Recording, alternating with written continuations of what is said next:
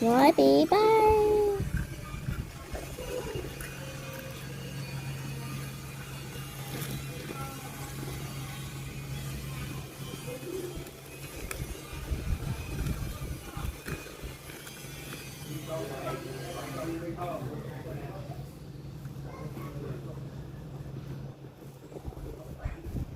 Lika ở đây nhắm lại chút.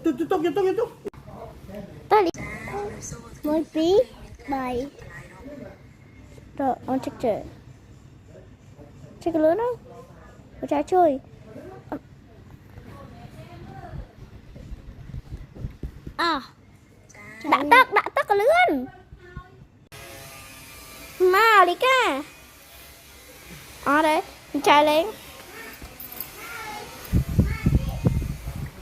Lika đâu vậy ơn này?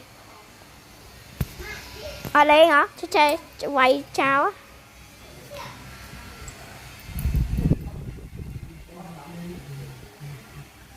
Ở dưới tiết.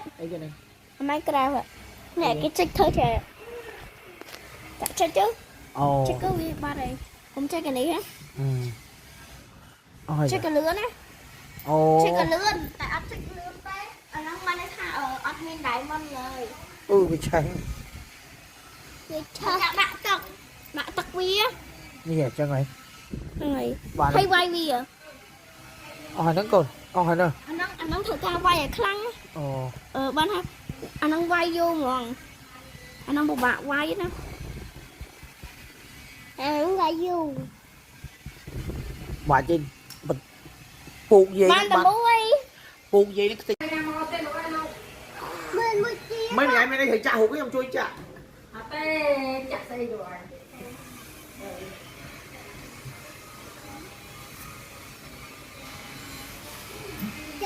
hay là nãy mình toàn là để vô hỏi